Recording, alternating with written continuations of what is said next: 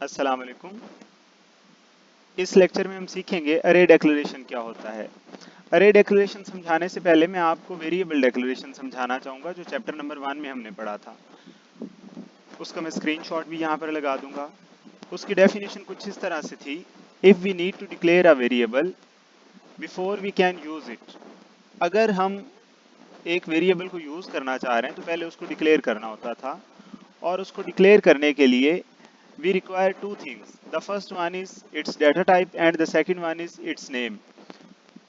यहाँ पर भी अरे डिक्लेरेशन के अंदर भी हम अगर अरे को यूज करना चाह रहे हैं तो उसके लिए हमें दो चीज़ों की ज़रूरत है। सबसे पहले उसकी डाटा टाइप, यानी कि डाटा किस टाइप का होएगा, टेक्स्ट टाइप का होएगा, इंटीजर टाइप का होगा या करेक्टर्स होंगे, तो वो मैटर करता है। उसी तरह की हम डाटा टाइप रख देंगे।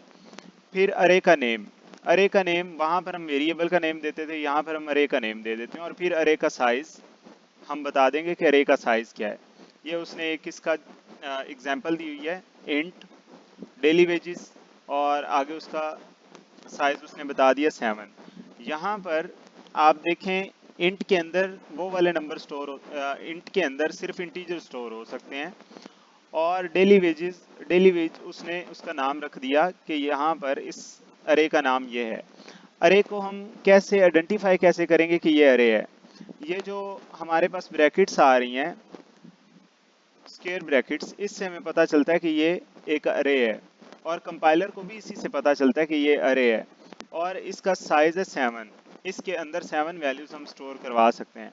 जबकि अगर हमने वेरिएबल में 7 वैल्यू स्टोर करवाना होती थी तो हम एक वेरिएबल, एक डाटा टाइप लिखते थे, आगे वेरिएबल का नेम, फिर हम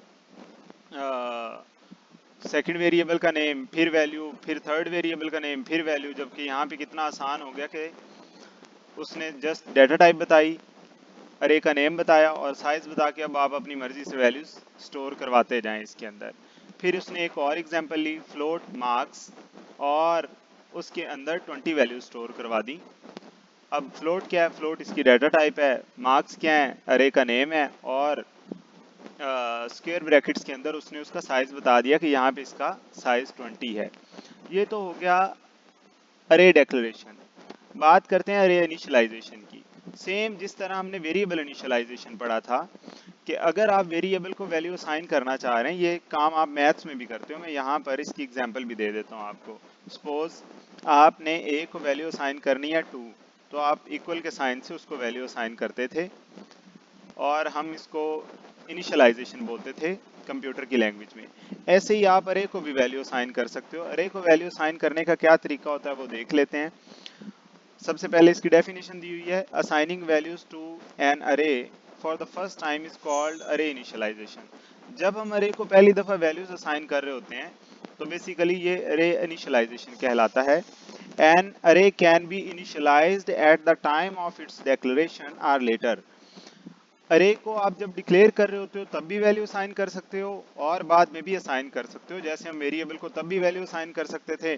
अगर मैं आपको वेरिएबल की एक एग्जांपल बताऊं, इंट ए, ऐसे करके हम इसको वैल्यू बाद में भी असाइन कर सकते थे, ए इज इक्वल टू 5। इसी तरह आप, ये इसकी एग्जांपल थी कि हमने पहले वेरिएबल डिक्लेयर किया और बाद में उसको वैल्यू असाइन कर दी। अब अरे इनिशियलाइजेशन की एग्जांपल देखें कि अरे को हम फॉरन भी वैल्यू असाइन कर सकते हैं जब हम डिक्लेयर कर रहे हैं, और उसके बाद भी असाइन कर सकते हैं वैल्यूज को। उसके लिए हमें क्या करना होगा, इसका सिंटैक्स क्या है? इसका सिंटैक्स ये है कि सबसे पहले हम उसकी डाटा टाइप लिखते हैं, फिर अरे का नेम, और ये जो एन लिखा हुआ है इसका मतलब ये है कि इसका साइज क्या होगा। ओके, उसके बाद इक्वल का साइन, इक्वल का साइन इसको हम असाइनमेंट ऑपरेटर भी बोलते हैं, ये चैप्टर 2 में हमने पढ़ा था। और वैल्यू 1, उसके बाद कॉमा, फिर वैल्यू 2, फिर कॉमा, फिर वैल्यू 3, फिर कॉमा, और आगे जितनी वैल्यूज आप स्टोर करवाना चाह रहे हैं या जितना इसका साइज है उतनी वैल्यूज आप दे के करली ब्रेसिस से उसको क्लोज करके आगे स्टेटमेंट टर्मिनेटर डाल देते हैं। ये इसको वैल्यू असाइन करवाने का तरीका है। नीचे उसने एक एग्जांपल ली हुई है कि 7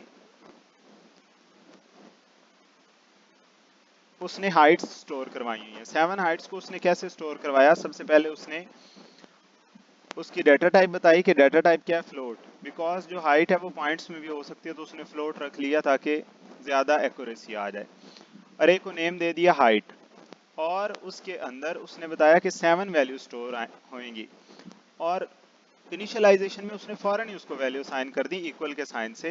पहली वैल्यू ये, सेकंड वैल्यू उसने बताया ये है, और थर्ड वैल्यू ये है, फोर्थ ये है, फिफ्थ ये, सिक्स ये और सेवंथ ये। तो 7 वैल्यूज उसने क्या किया, इस अरे के अंदर स्टोर करवा दी हैं। और इसी तरह उसने कुछ वॉवल स्टोर करवाए हैं।